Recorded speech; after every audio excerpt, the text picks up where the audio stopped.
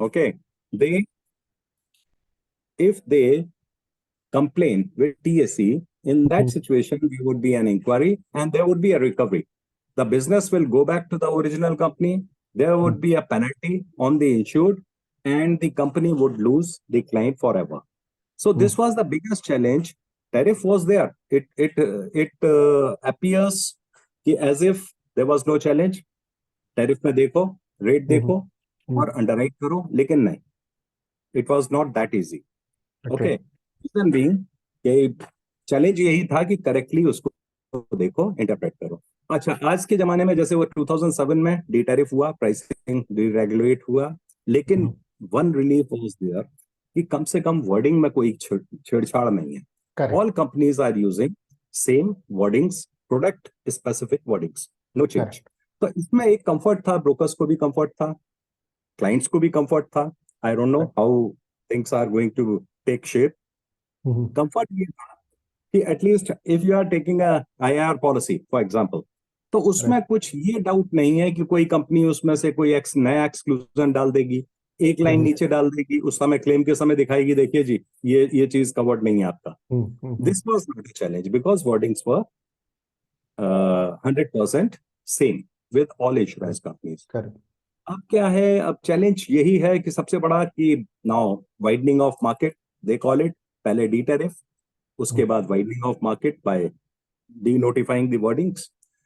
अब it is too early to comment, है ना. अब इसमें क्या है, the reinsurance companies, this is what you asked for my views. Reinsurance are going to play a very vital role.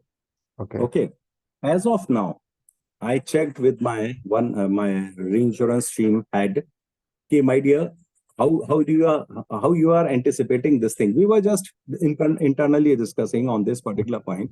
So one very important thing, it came out as date. The reinsurance company in their treaty, they have put a condition that the product which you have filed, you will not deviate from your filed product. Okay. So if a deviation is to be done, it has to be filed first. Oh. So all of a sudden, it cannot happen कि one broker he demanded one deletion of particular clause and you do it and give it in that particular policy.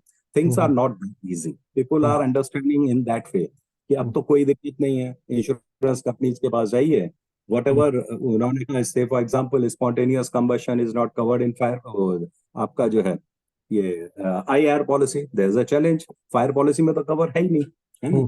तो बोलेगी इसमें हम एक liner डलवा लेंगे, इसमें क्या चैलेंज है.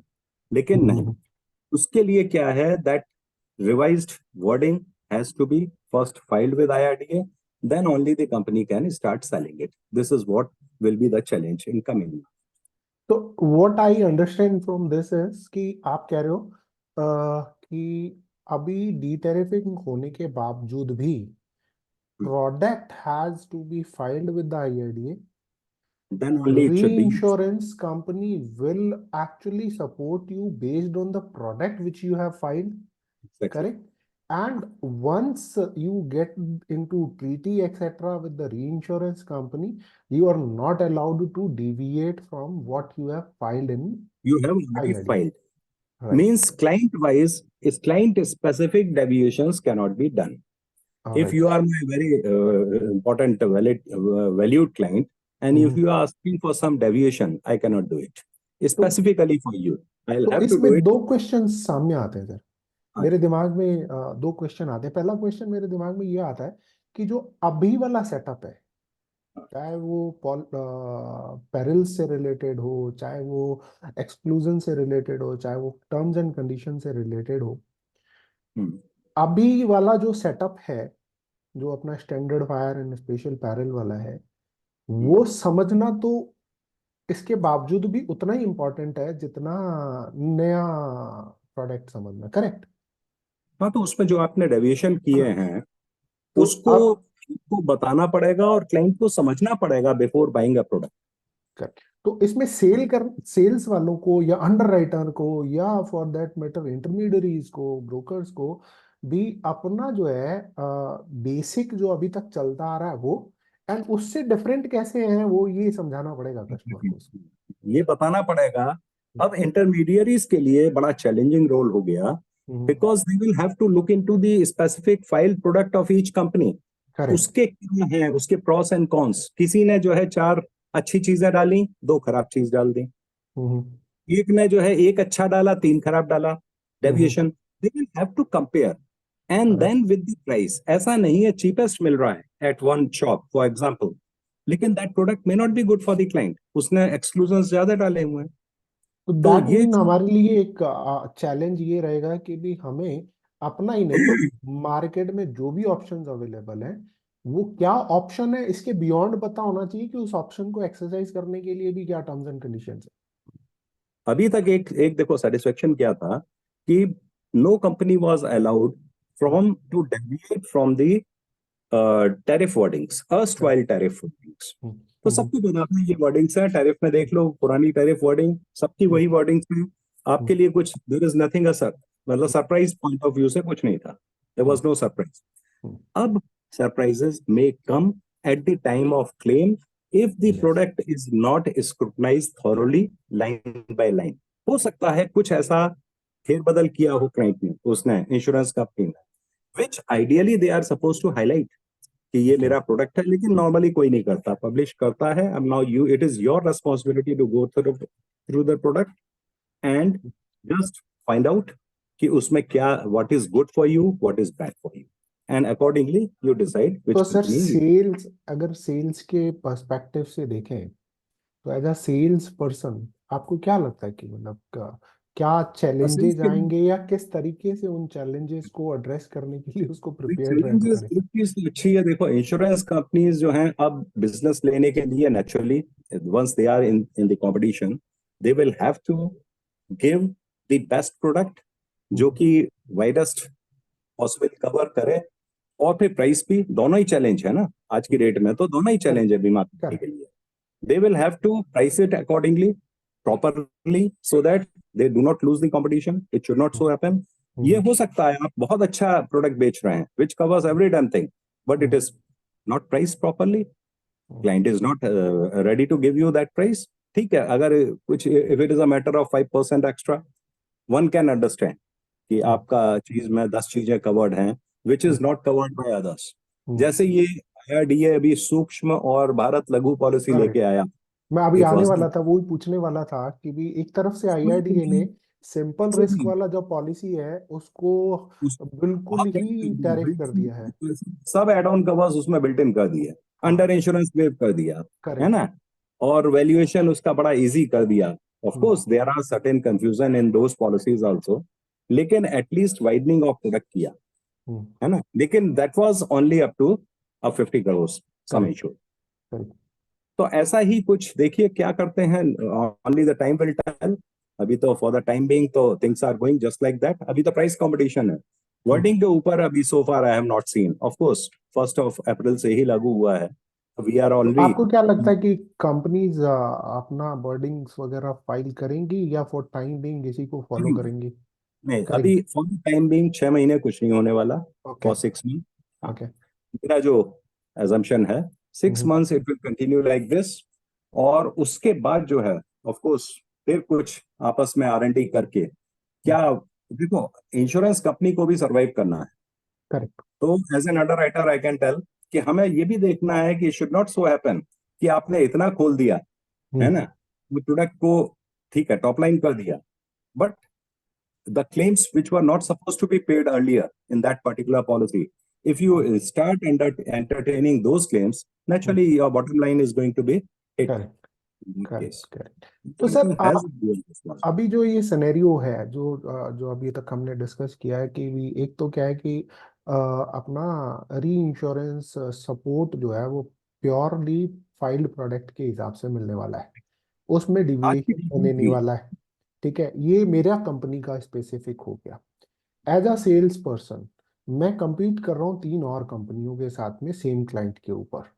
तो एज अ सेल्स पर्सन या इवन एज अंडर राइटर मेरा मेरा जो सेल्स पर्सन है वो बैठा हुआ है 3 और कंपनियों के साथ में, और वहां पर जो कंपटीशन हो रहा है उसमें प्राइस तो एक फैक्टर है, लेकिन प्रोडक्ट के अंदर क्या है वो भी फैक्टर है, राइट?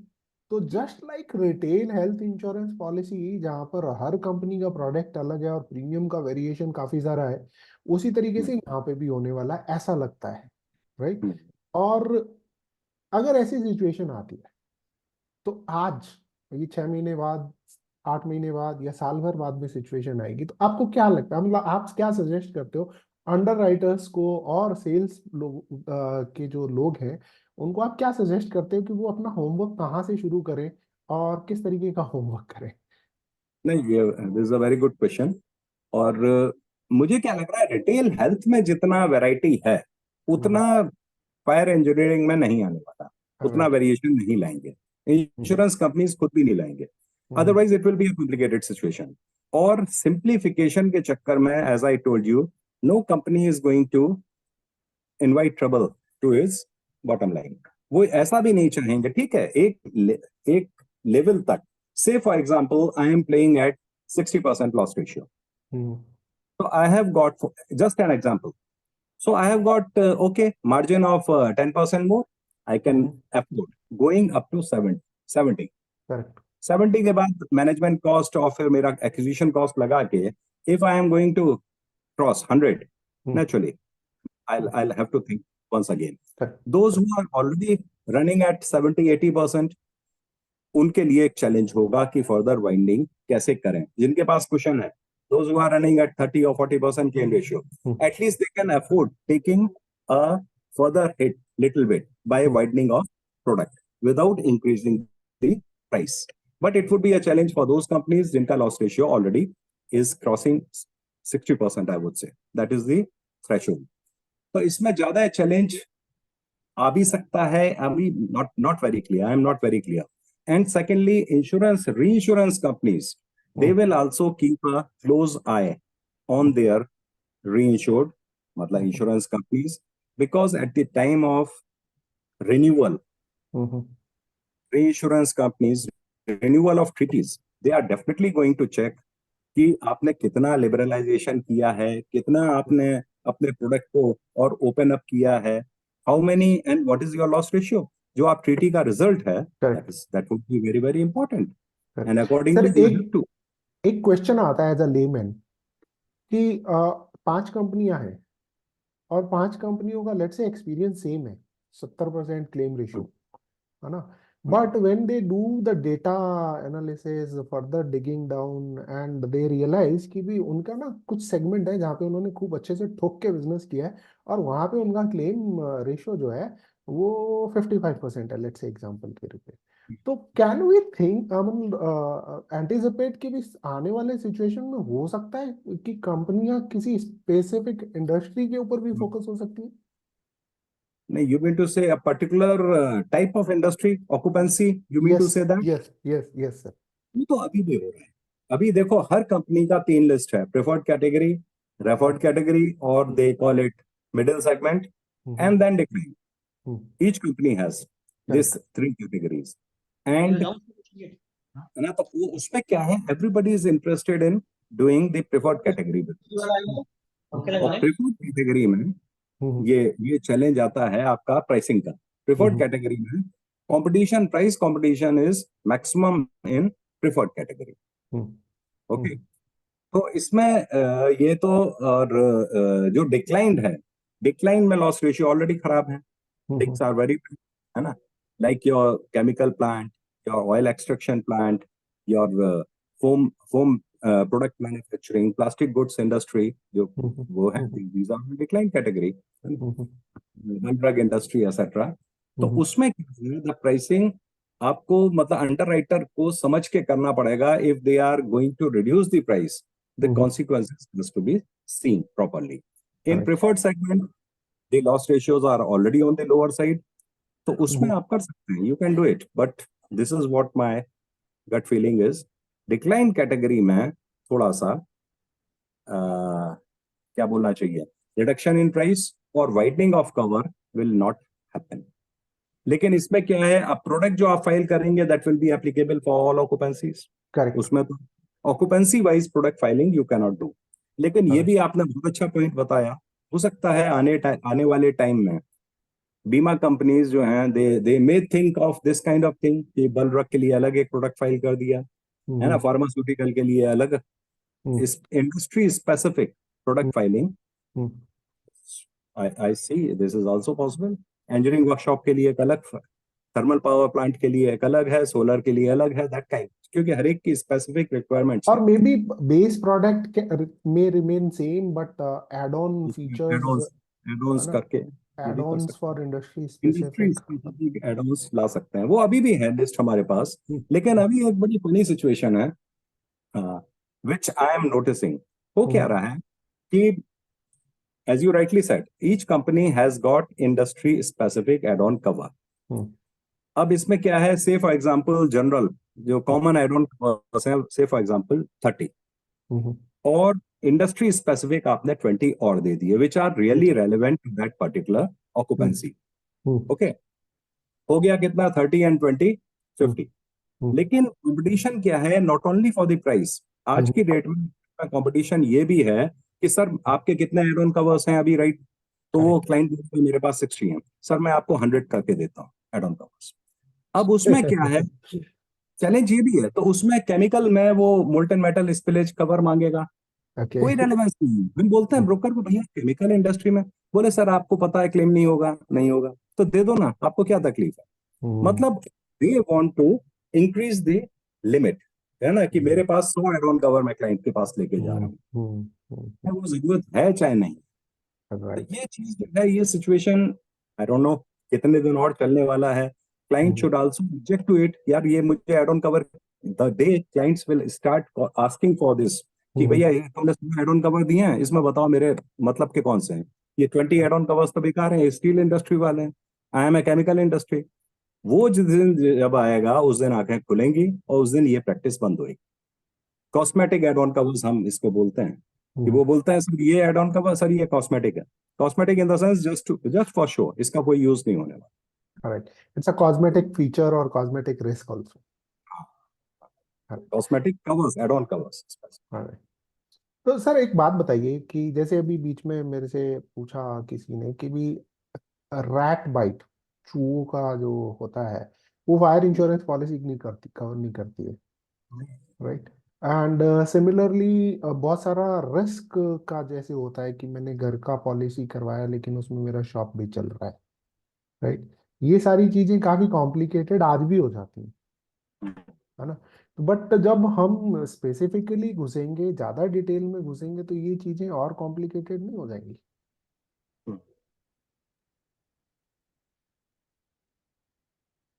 सही बोल रहे हैं। तो आई मीन मतलब क्या बीमा कंपनीज जो हैं अभी, इट इज मतलब अभी क्लियर नहीं है picture boss, things are not very clear कि how things are going to take shape correct. In the light of this circular. देखो इसमें क्या हुआ बीच में, आपको पता है जीआईसी ने अपने आईआईबी रेटिंग निकाला, क्यों निकाला? Because they said this is my treaty price.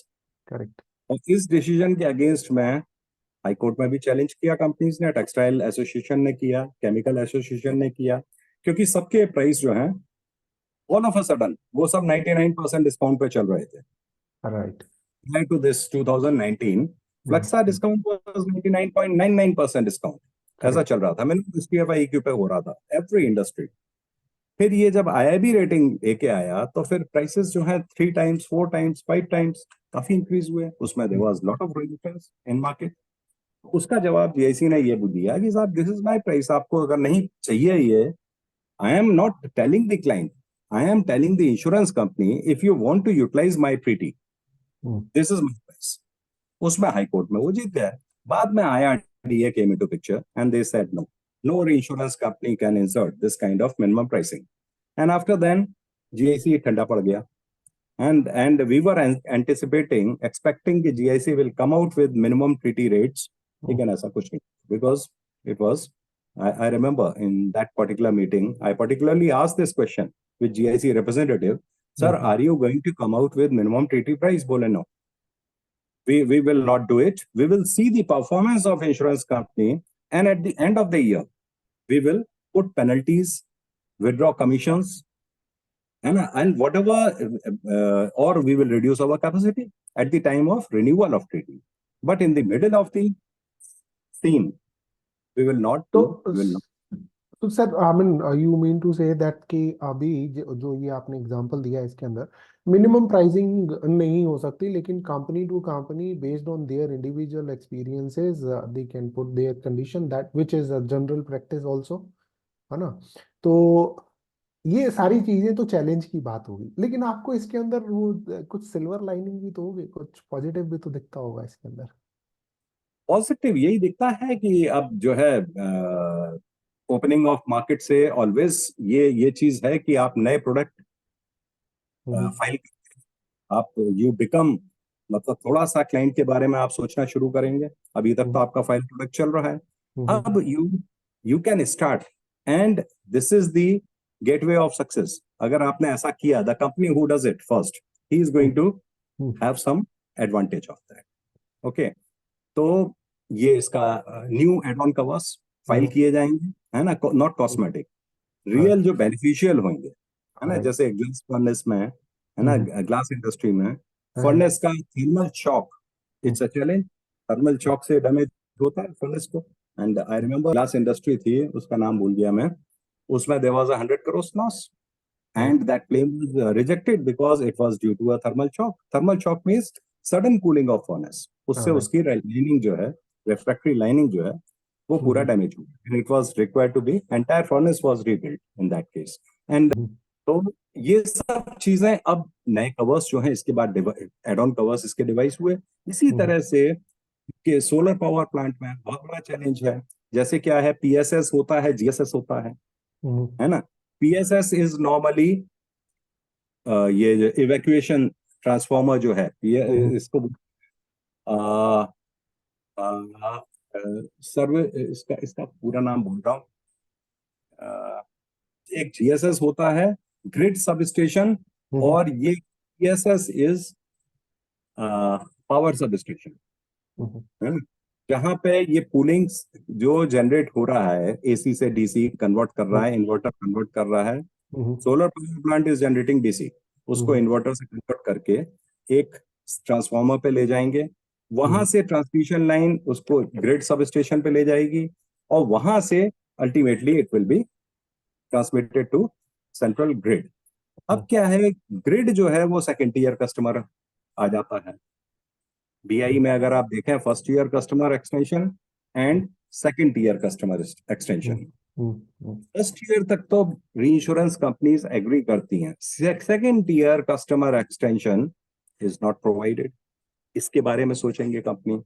अभी जो कंपनियां हैं, सम ऑफ द बीमा companies, they are keeping it on their net because treaties are not supporting second year customer extension, this add on cover under BI section. तो अगर grid registration में कोई loss होता है, उसकी वजह से पावर ट्रांसमिशन रुक जाएगा पूरा, the client is going to suffer huge loss, so that will not be covered. उसके बारे में कुछ नया कवर आएगा। तो मैं आपसे वापस सेम क्वेश्चन पूछता हूँ। हमें as insurance professionals, may be underwriter, may be sales people, हमें अपनी 3 प्रिपरेशंस क्या करनी चाहिए? प्रिपरेशंस में आपको देखिए, बेसिक प्रोडक्ट नॉलेज तो होना ही चाहिए। As a, if you are working in sales, underwriters के लिए तो मस्ट है, अदरवाइज नौकरी से निकाल दिया जाएगा। अगर प्रोडक्ट नॉलेज उसे नहीं है तो company is going to throw him out. और मार्केटिंग वाले के लिए, सेल्स टीम वाले के लिए, of course this is a very very important thing, उसको प्रोडक्ट डीप नॉलेज करनी पड़ेगी। और सेकेंडली उसको ये जो नए एड ऑन कवर्स आ रहे हैं वो उसे पता होने चाहिए। Plus at the same time he should be in a position to understand the clients specific requirements. उसको you mean to say that industry की फंक्शनिंग भी समझ आनी चाहिए। इसको बोलते हैं gap analysis. This exercise is done by specialist only, not by everyone. वो जाएंगे इंडस्ट्री में, क्लाइंट की सारी पॉलिसीज को स्क्रूटनाइज करेंगे, देखेंगे, और उसके कहाँ कहाँ लूपहोल्स हैं, कहाँ लैकुनास हैं, what are the areas which are not covered, adequately covered by the insurance policies, they will identify. So this work has to be done by intermediaries. If they do it, it is wonderful. They can win the business. So I can say that three things which we need to do is, पहले तो अभी समझ लें कि अभी अपने पास क्या है, so that जो चेंज हो रहे हैं वो समझ आए हमें, right.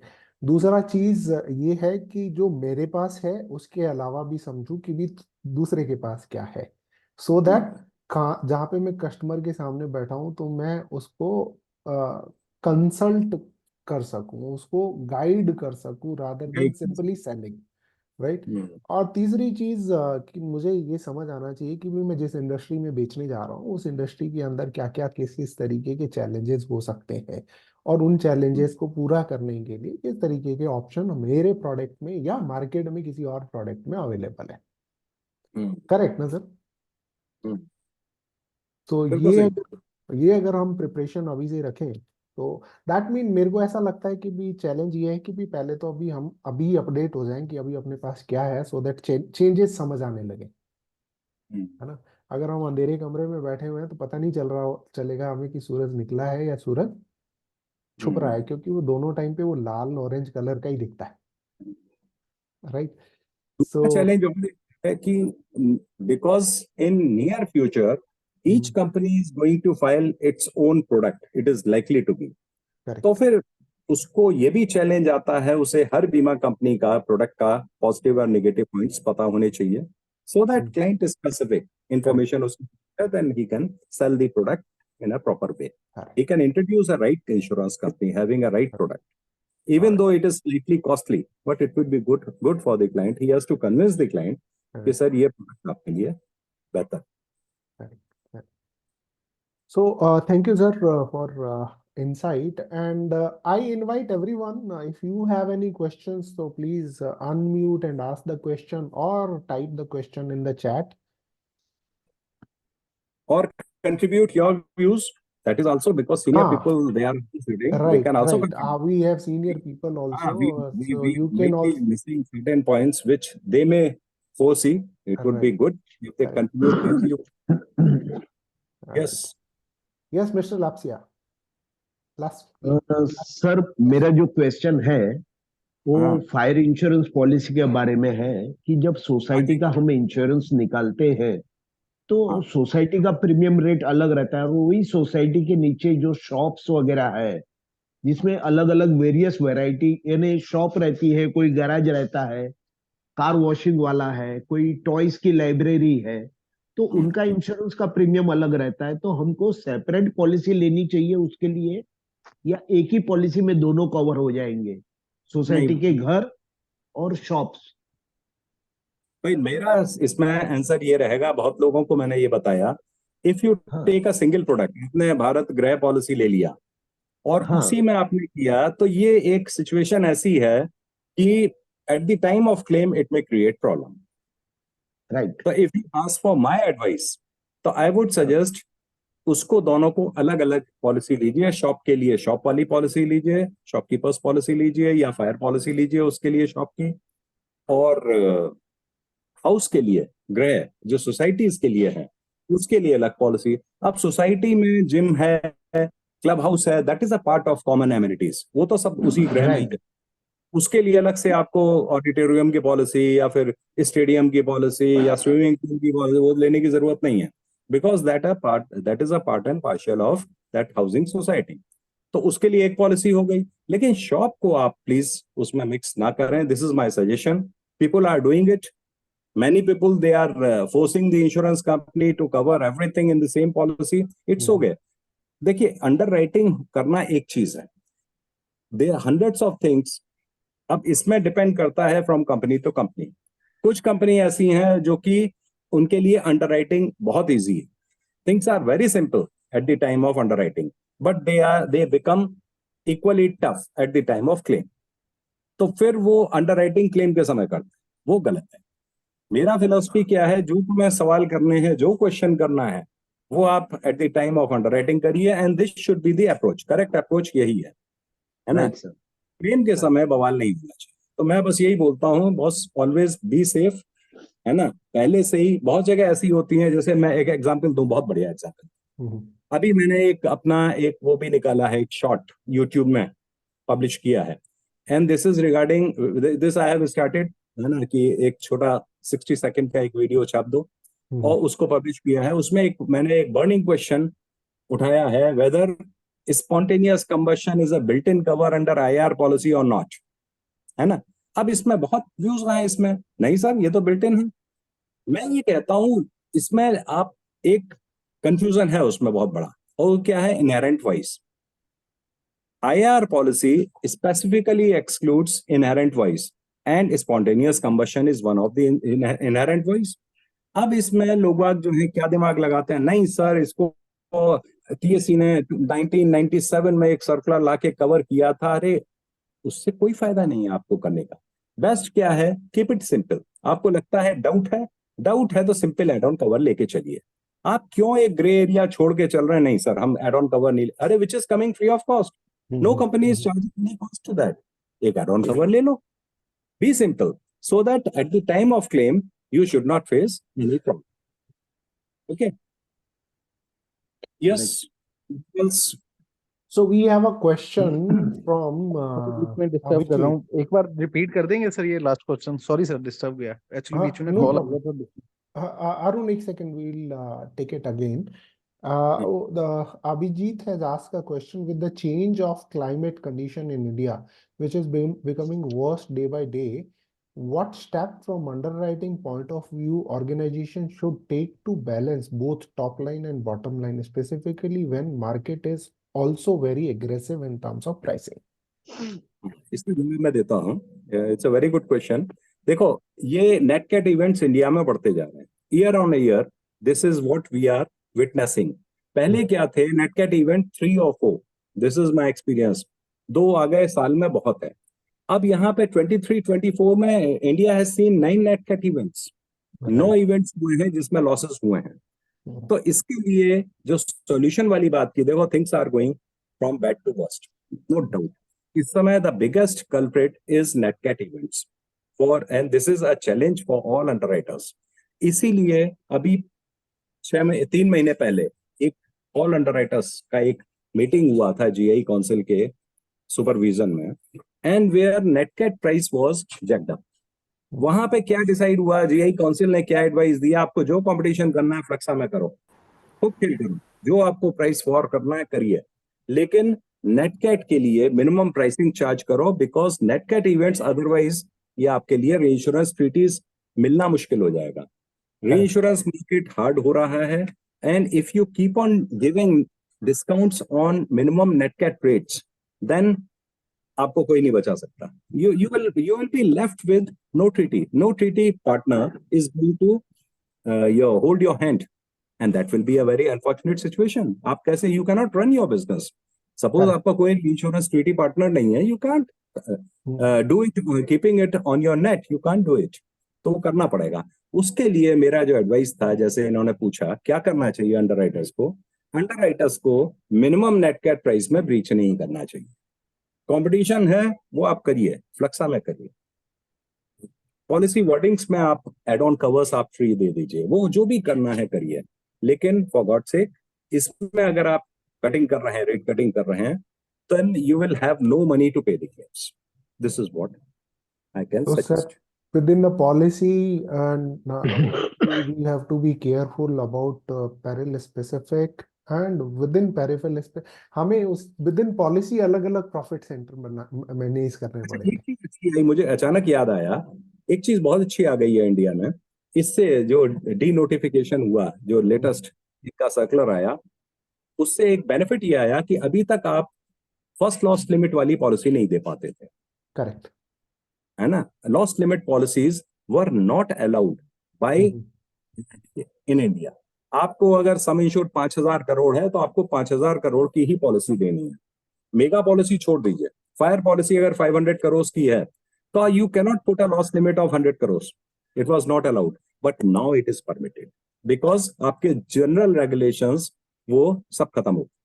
It was written no first loss policy to be given in fire insurance branch, ये लिखा हुआ था। अब वो खत्म होने से आप पेरिल स्पेसिफिक लिमिट्स दे सकते हैं, जैसे आप STFI में 100 करोड़ का लिमिट दीजिए, राइट अर्थक्वेक में 500 करोड़ का लिमिट दे दीजिए. That way underwriting can be done. ये मतलब नया जो मॉडिफिकेशन जो हुआ है, जस्ट टू मीन डिपेंड करता है, आपको प्राइस डाउन करना है और अपने को एक्सपोजर को भी बचाना है. Then peril specific loss limits can be inserted in addition to your policy access. sublimits will be there, peril specific. Sublimits. Peril wise sublimits. Overall भी आप दे रहे हैं, वो भी आप दीजिए, और peril wise भी you can do it. It's going to be very interesting thing, right? बहुत सारा मतलब for all the students of insurance, it will be really good experience, है ना? ये चीज जो है इम्पोर्टेंट है, जो अभी तक हम लोग नहीं कर पाते थे. वर्ल्ड वाइड जो ग्लोबल पॉलिसीज आती थी उसमें हम देखते थे व्हाट इज दिस 1000 USD, उसमें मिलियन USD, उसमें लिमिट लगा हुआ है. हम कहते थे व्हाट इज दिस, समझ में नहीं आता था, इंडिया में अलाउड नहीं. लेकिन now it is permissible in India. That is a positive from underwriting point of view. Thank you, Abhijit. Nice question. So, any other question we have? Sir ये Yes, अभी sir. जो last वाला question है ना, उसको वापस explain कीजिए ना. कौन सा क्वेश्चन? सर ने जो आंसर दिया उसको. अच्छा, उसको ब्रीफली मैं जो BP हाँ, सर ने आप जो जवाब दिया, ब्रीफली बताइए सर. तो BP सर ने बोला कि भी जो हमारा जो कैटेस्ट्रोफिक लॉस है related to natural calamities, right, हाँ. उसके ऊपर we have to be careful. And जैसे हम फायर इंश्योरेंस में बात करते हैं तो उसके जो पेरिल्स हैं उनकी क्लासिफिकेशन अलग अलग कर देते हैं, फ्लैक्सा कर देते हैं, और आपका नेचुरल कैलेमिटीज वगैरह करते हैं. तो कंपटीशन फ्लैक्सा में कर लीजिए, नेचुरल कैलेमिटीज में मत करिए, क्योंकि फ्लैक्सा को हम फिर भी मैनेज कर सकते हैं, कंट्रोल कर सकते हैं. उसके लिए मतलब चेक्स एंड प्रिकॉशंस मैनेज किए जा सकते हैं. लेकिन नेचुरल कैलामिटीज के अंदर ऊपर वाले को नहीं बोल सकते आज मत करना. ठीक है, तो वहां पे कॉम्प्रोमाइज ना करके उसके ऊपर मतलब प्रूडेंट रहते हुए आप जहां मर्जी कंपटीशन करिए, वहां मत करिए. दूसरा चीज सर ने जो हाईलाइट की कि भी अभी तक फायर पॉलिसी के अंदर फर्स्ट लॉस अलाउड नहीं था.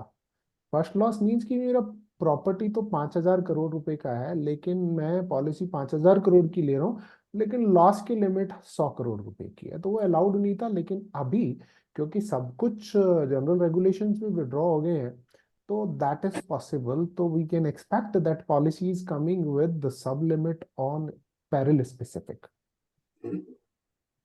अच्छा. यस, विनीत जी आप कुछ पूछ रहे थे, वनीत जी कुछ पूछ रहे थे. Sir good afternoon. Good afternoon. Tell me. Sir मेरे एक दो डाउट्स थे.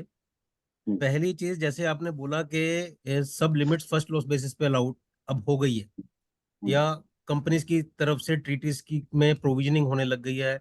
बेस प्रोडक्ट उन्होंने बोल दिया जो फाइल होगा उसके बेसिस के ऊपर ही री इंश्योरेंस मिलेगा. ठीक है. अब फिलहाल अभी तक जो टाइम है उसके अंदर हमारे पास पेरिल स्पेसिफिक रेट्स तो है नहीं है किसी भी कंपनी के.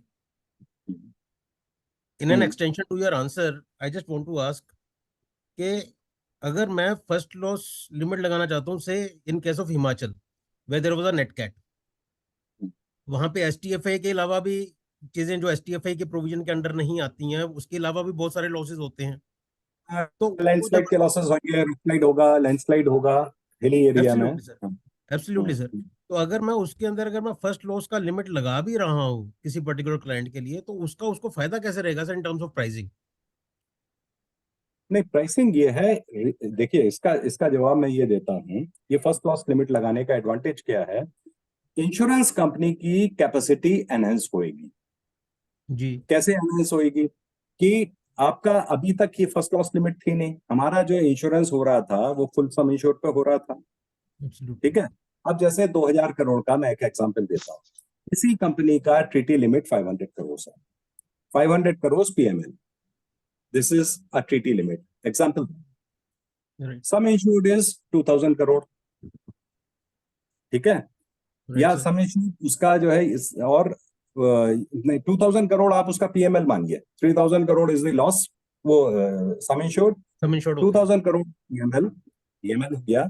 500 crore is the loss limit, वो ट्रीटी लिमिट. तो उसकी ट्रीटी कैपेसिटी कितनी हुई?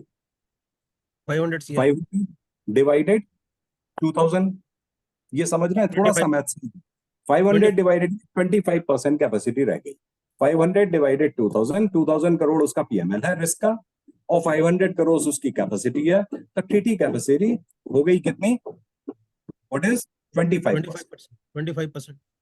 अब तो बीमा कंपनी बोलेगी कि if you accept a loss limit of 1000 crore तो मैं आपको 50% कैपेसिटी ऑफर कर सकता हूं, and if you are ready to accept a loss limit of 500 crore as a whole, not a particular peril, तो फिर 100% कैपेसिटी मेरी हो गई, मैं आपको 100% अंडरराइट करके देता हूं। 3000 करोड़ का risk I can underwrite if you are ready to accept 500 crore loss limit. तो loss limit becomes equal to the my TT limit. तो 500 करोड़ तक का मेरा लॉस लिमिट है, 500 करोड़ टीटी लिमिट है, मैं 100% आपको इंश्योर करके दे सकता हूं। This is the advantage for insurance company. Sir that's fine. Insurance company perspective से इंश्योरेंस कंपनी के पास बिजनेस राइटिंग का स्कोप बढ़ जाएगा, दैट्स फाइन। बट उसको क्लाइंट स्पेसिफिक उसमें क्या फायदा मिलेगा क्लाइंट को? क्लाइंट को यह है कि रेट रिडक्शन होगा नेचुरली, जब वो लॉस लिमिट लेगा तो उसको रेट का फायदा होगा ना, बीमा कंपनी उसको कम रेट पे पॉलिसी देगी। That's what I wanted to ask sir. Number 2 sir, एक और क्वेश्चन है मेरा, जैसे client has to be very very careful. अगर उसका नेट कैट इवेंट पे वो लॉस लिमिट ले रहा है तो he has to be mentally prepared, कि उसको पता होना चाहिए कि what worst can happen, he has to absolutely sir, absolutely. मैं इसमें जी बोलिए। जी सर, ऐसा है ना और सर, एक जी बताइए सर प्लीज, हैं? बताइए, आप कुछ कह रहे थे, शायद मैंने नहीं बीच नहीं में काट दिया। मैंने बोल दिया, आप क्या बोल रहे हैं, आपकी बात बताइए। सर मैं एक क्वेश्चन मेरा ये है, जैसे all the companies have their decline list, तो जो मैंने ऑब्जर्व किया है इन द मार्केट, मोर और लेस सभी कंपनीज का डिक्लाइन लिस्ट सेम है। एक दो इंडस्ट्रीज प्लस माइनस में रहेंगे तो बात अलग है। ये जो डिक्लाइन लिस्ट है सर, ये आईआईबी के हिसाब से जो लॉस रेशियोज हैं उसके हिसाब से बनाई जाती है as per GI councils recommendation, और ये कंपनी स्पेसिफिक है और सिर्फ अंडरराइटर्स को देखा देखी बन रहा है ये सर? नहीं, ये डिक्लाइन रिस्क का बेसिकली कंसेप्ट ये है, एक बोलते हैं इसको, एक स्पेसिफिक टर्म होता है inherent fire hazard. Yes sir. Inherent fire hazard का मतलब होता है इस इंडस्ट्री में क्या इसका इनहेरेंट हैजार्ड है, क्या क्या लॉस इसके हो सकते हैं, है ना। तो वो इनहेरेंट फायर हैजार्ड के बेस पे डिक्लाइन बनाया जाता है। अब जैसे ऑयल एक्सट्रैक्शन प्लांट है, उसमें आप सॉल्वेंट यूज करते हैं, सॉल्वेंट का फ्लैश पॉइंट जो है 6 डिग्री या 32 डिग्री से कम होता है सारे बिल्कुल सॉल्वेंट्स सर। का। तो वो जो है क्या होगा कि मतलब they will be in a position to catch fire very easily. Very. तो वो सिचुएशन आएगी। प्लास्टिक गुड्स इंडस्ट्री है, तो जिसकी प्लास्टिक की कैलोरीफिक वैल्यू आपकी 15,000 BTU पर पाउंड से ज्यादा है, उसको हम लोग हैजार्डस कैटेगरी में रखते हैं। उसका रीजन क्या है, वो 1 kg बर्न करके 15,000 BTU का हीट जनरेट करेगा, 1 kg ऑफ दैट प्रोडक्ट। इसका मतलब क्या हुआ, वहां अगर 50 किलो सामान रखा हुआ है एंड दैट कैचेस फायर, लकड़ी में आग लग गया या कागज में आग लग गया, उसका BTU इतना ज्यादा नहीं है। लेकिन अगर कोई सॉल्वेंट जलता है या फिर फोम जलता है, केमिकल फोम, या फिर ये पीवीसी प्लास्टिक जो है आपकी पॉलीयूरेथेन जो है ना, या पॉलीइथिलीन है, ये आपका 15,000 से ऊपर वाले हैं। तो इसमें अगर आग लगेगा तो इतनी हीट जनरेट होगी कि आपका हाइड्रेंट वगैरह सब फेल हो जाएगा, you can't extinguish that fire. तो उसमें क्या होगा, फिर टोटल लॉस होगा। बाकी जो है छोटे इंजीनियरिंग वर्कशॉप में आग लगेगा, वो चीज कंट्रोल आप कर सकते हैं, इसलिए उसको लाइट हैजार्ड में रखा है। आप पानी फेंक के फायर एक्सटिंग्विशर से उसकी आग को बुझा सकते हैं। लेकिन ये केमिकल इंडस्ट्री का जो फायर है ना, ब्यूटेनॉल हुआ, प्रोपेन का फायर है, वेपर क्लाउड एक्सप्लोजन हो रहे हैं, तो इन चीजों की वजह से, तो बेसिकली जो इंडस्ट्री का जो आपने पूछा कैसे बनाया जाता है, इसका लॉस रेशियो से ज्यादा रिलेशन नहीं है। रीजन बीइंग, अब आपको फनी चीज आपको मैं बताऊं, किसी भी कंपनी का डिक्लाइंड रिस्क का ऑक्यूपेंसी का लॉस रेशियो हमेशा आपको बहुत कम मिलेगा। क्यों मिलेगा? क्योंकि वो डिक्लाइन उसने बहुत समझ के किया है, ठोक बजा के किया है, उसमें पूरा देख लिया है फायर एक्सटिंग्विशर है कि नहीं, सब कुछ है, देन ओनली ही हैज अंडररिटन। तो लॉस रेशियो कम होगा, लेकिन they are quite cautious, and underwriting process is stringent, so possibility of making mistake becomes less. Becomes less. Exactly. Sir एक क्वेश्चन, मेरा लास्ट क्वेश्चन सर, इसके अंदर जैसे आपने बोला कि जो री इंश्योरेंस ट्रीटीज हैं they will be company specific as per the products they will be filing with the IRD. Exactly. अब सपोज कीजिए एबीसी कंपनी है, उसने 10 एड ऑन के साथ फायर प्रोडक्ट फाइल किया हुआ है और री इंश्योरेंस कोड उसको मिल गया है। हाँ। अब 1 अप्रैल का अकाउंट है या 1 जुलाई का अकाउंट है, जो भी बड़ा अकाउंट है जिसमें कोई इंश्योरेंस रहता है, तो उन केसेस के अंदर बाकी अगर किसी और कंपनी ने 5 ही एड ऑन डाले हुए हैं अपनी पॉलिसी में फाइलिंग के वक्त, तो वो उसका कंसेप्ट कैसा रहेगा री इंश्योरेंस? उसका कंसेप्ट कैसा रहेगा? आपको बीच में याद है वो बर्न कॉस्ट का कंसेप्ट आया था, ये भी 2019 में आया था बर्न कॉस्ट।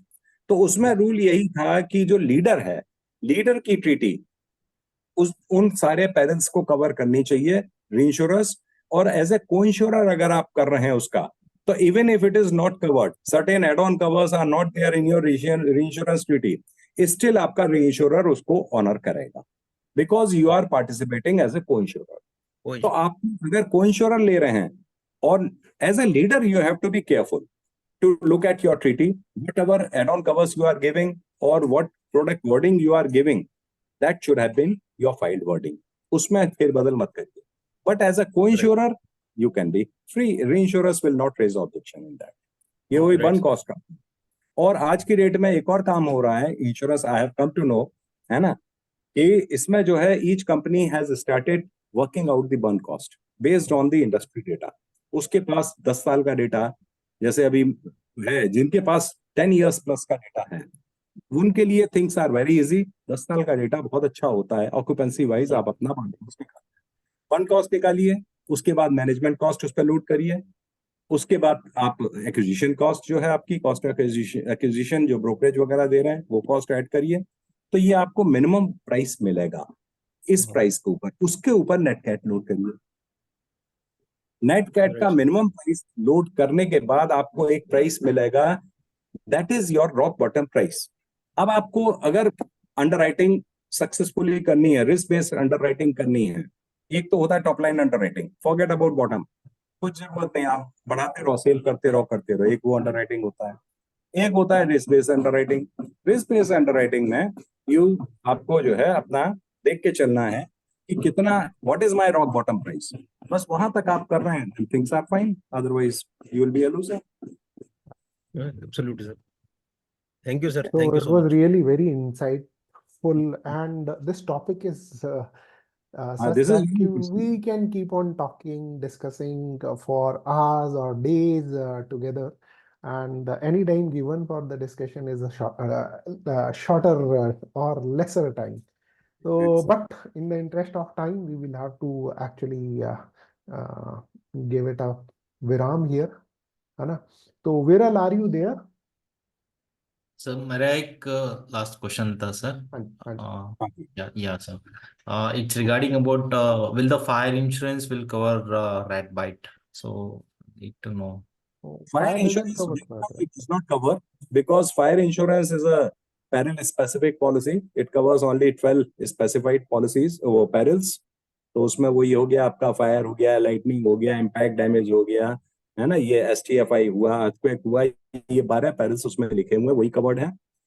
ये चीजें अब आने वाले टाइम में अगर कोई कंपनी प्रोडक्ट फाइल करके उसको ऐड करती है, then of course it will be covered, लेकिन वो प्रोडक्ट स्पेसिफिक रहेगा। इन जनरल जो एग्जिस्टिंग प्रोडक्ट है which is filed by all insurance companies with their treaties, और ये कंडीशन हर ट्रीटी में रहती है कि our treaty support is based on the product you have filed with IRDA. और ये reinsurance treaty वाले insurance companies जो है, reinsurance companies हैं, they ask for the copy of your product which you have filed with IRDA. Based on that only they give your capacity, treaty capacity. उसमें वो देख के ही decide करते हैं। अगर आपका product filing ऐसा है जिसमें आप बहुत liberal हो गए हैं, दानवीर कर्ण हो गए हैं, तो आपको treaty capacity वो कम कर देंगे reinsurers. They will see the results. Last year तक 10 आपके एड ऑन कवर्स जो आपने नए इंट्रोड्यूस किए वो नहीं थे, आपकी कैपेसिटी 1000 करोड़ की थी, वो आपको 700 करोड़ देंगे। They will see your performance for a year. Next year, if you do well and good, then of course your treaty capacity can be restored. और your treaty commissions will be on, वो क्या बोलते हैं उसको, sliding commission rates. More is your loss ratio, lower would be your treaty commission. जो आपको seeding commission मिलता है वो आपके कमीशन कॉम्प्रोमाइज करेंगे आपके, अगर लॉस रेशियोज खराब हो रहे हैं. Correct. Another thing. Yeah. So we'll take one more question. Pankaj has a question. Pankaj, please go ahead and ask your question. Yeah. Hello Yeah. Good afternoon sir. Yeah, good afternoon. Yes sir, मैंने एक EV station का insurance किया है और fire insurance, जिसमें fire बगलरी दोनों cover कर लिया है. अभी उसमें कैसा है कि रिस्क ये- लोकेशन, हाँ ये या प्लीज. चार्जिंग स्टेशन है क्या? EV charging station? Yes, Yes, EV yes. Charging EV station. charging station. Okay okay. Tell अभी मी. उसमें ऐसा है सर कि मल्टीपल लोकेशन है. कहीं पे डीजल एंड गैस स्टेशन भी है, कहीं पे फार्म हाउस भी है, कहीं पे रेसिडेंशियल प्लेस भी है. हाँ. तो इसमें हमने पैकेज पॉलिसी तो कवर कर लिया, बट क्लाइंट का ये भी क्वेश्चन है कि उसमें पब्लिक लाइबिलिटी कवर होना चाहिए. जब ये डिस्कशन हुआ तो पब्लिक लाइबिलिटी में हमने 1 CR का पब्लिक लाइबिलिटी कवर किया. अभी डिबेट्स उस पे चल रहा है कि उनका सम इंश्योर्ड दिन ब दिन बढ़ता जा रहा है. जैसे जैसे ईवी स्टेशन इंस्टॉल हो रहा है पैन इंडिया में, वैसे सम इंश्योर्ड बढ़ता जा रहा है. तो उसके अकॉर्डिंगली ऐसा कोई टर्म्स है या फॉर्मूला है कि अगर सम इंश्योर्ड फायर एंड बगलरी में इतना है तो उसके अगेंस्ट में पब्लिक लाइबिलिटी का परसेंटेज इतना होना चाहिए. देखिए, इसका एक थंब रूल फॉलो किया जाता है 25% का. ओके. जो वो प्रोजेक्ट इंश्योरेंस पॉलिसी में भी वही थर्ड पार्टी लाइबिलिटी कितना लेना है, तो वो भी एक फॉर्मूला वही चलता है, thumb rule, not more than 25% of project some insured. Okay okay right. तो ये, लेकिन ये क्या है, ये it is not strictly followed, ये थंब रूल है. कोई Okay. कंपनी इसको पूरा देगी, कोई इसमें ज्यादा भी दे सकती है, कोई कम भी दे सकती है. It depends on their underwriting department. Right right. इसके लिए कोई, मेरे लिए कुछ नहीं होगा. It depends upon the underwriting philosophy of a particular company. लेकिन जो जनरल थंब रूल है, as a thumb rule, it is taken as maximum 25% of the summation. Okay okay sir. या थैंक यू. इसी तरह ओनर्स फंडिंग प्रॉपर्टी में maximum 10% कोई project insurance policy की. Okay right. So these are the general thumb rules I am talking. Thank you, Right. sir. Okay, thank you, Thank sir. you, Pankaj, for the question. And in the interest of time, we will have to wind up. है ना? So, and Thank you. before we wind up, I would request Vaneet Bansal to actually give the vote of thank and Thank you, sir. Thank you for your time. Thank you for coming here and enlightening us on new changes. It has been a really good conversation, good pleasure to have you on board and teach us what exactly is going to happen in the next 1 year or so. And we would like to see you more often to have more insights, because ये topic ऐसा है sir जिसमें मेरे doubts, अगर मैं आप मेरे सामने बैठे होते तो मेरे शायद मैं 10 क्वेश्चन और पूछ लेता आपसे. That is true. It's नहीं, ये सीरीज तो कंटिन्यू करूंगा मैं. I really enjoyed this conversation and I am very much thankful to Mr. Amarjeet Singh कि ये उन्होंने प्लेटफॉर्म ऑर्गेनाइज किया, which I would love to continue on this platform. thank you, sir. Sir, Thank you. मेरा That's an request honor for us actually. That मेरा request है sir, एक session risk management practices के ऊपर भी रखा जाए in continuation with the fire insurance. Because एक छोटा सा एग्जांपल के साथ मैं आई समिट अप. जैसे लोग बोलते हैं फायर हाइड्रेंट लगा हुआ है. फायर हाइड्रेंट लगा होने से वो कितना सिक्योर है, इट डजंट मैटर. अगर वो उसका मोटर ही 15 पॉइंट के लिए वैलिड है और 55 पॉइंट्स हैं, तो मेरे को ऐसा हाइड्रेंट पॉइंट क्या करेगा, हाइड्रेंट सही सिस्टम बात क्या है. उसकी एडिक्वेट पंप कैपेसिटी नहीं है, दैट इज इम्पोर्टेंट, है ना. और दूसरी और भी इम्पोर्टेंट है, पंप कैपेसिटी एडिक्वेट है, वाटर स्टोरेज नहीं है. वाटर पता स्टोरेज चला नहीं है सर. और पानी जो है 15 मिनट का ही है उनके पास. तो that is equally risk management. यही हम लोग जो है, जो while inspecting the units, we used to check on all these things, whether adequate capacity pump is there or not, number of hydrants कितने हैं, उसके हिसाब से पंप कैपेसिटी आएगी. एक पंप चाहिए, 2 पंप चाहिए, एक डीजल ड्रिवन पंप भी चाहिए. कि in case of power outage Failure. at least Yes, sir. there should be something, है ना, वो उसका जो है डीजल पंप भी एक वहां पे होना चाहिए। फिर water storage is very important. और वाटर स्टोरेज में भी एक और पॉइंट मैं ऐड कर रहा हूँ, रिस्क मैनेजमेंट प्रैक्टिस आपने बोला, ये तो मैंने बहुत शुरू के मेरे 20 साल जो है सर्विस में रिस्क मैनेजमेंट पे ही निकले हैं। I spent 20 years for that. तो उसमें वो भी इंपॉर्टेंट है कि वाटर स्टोरेज है, dedicated water storage. But that is- पता चला आपका आपके पास स्टोरेज था, लेकिन वो as a raw water use हो गया थर्मल पावर प्लांट। पता ना फायर फाइटिंग के लिए आपके पास पानी नहीं है, आग लग गई उसमें पानी नहीं है। तो ये आपने बहुत अच्छा बोला, इसके ऊपर भी yes I have my presentations done. और वीपी इंसुपीडिया आप लोगों ने देखा ही होगा, यूट्यूब वीडियोस जो मेरे पड़े हुए हैं, have you gone through that? Yes, sir. We are continuously monitoring. We are continuously, watching your videos. हाँ, तो और next session मैं जब कब करूंगा तो आप लोग इन्फॉर्म करेंगे, और वो भी जो है, और जो आपके टॉपिक होगा फिर मैं वीडियो बना के उसको अपलोड करूंगा यूट्यूब पर। Correct, correct. Thank you, sir. Thank you so much. Thank you Thank very you much, so sir. much for joining us, sir. It is an honor for us that you given us this valuable more than an hour, and we assure you as a group that we will take your legacy forward, and Thank we will make sure that we learn and then share it with others also, which is what you practice. And Excellent. thank you very much, sir, for joining us. Thank you very much. Thank you all for this Thank you. session. Thank you. Thank you.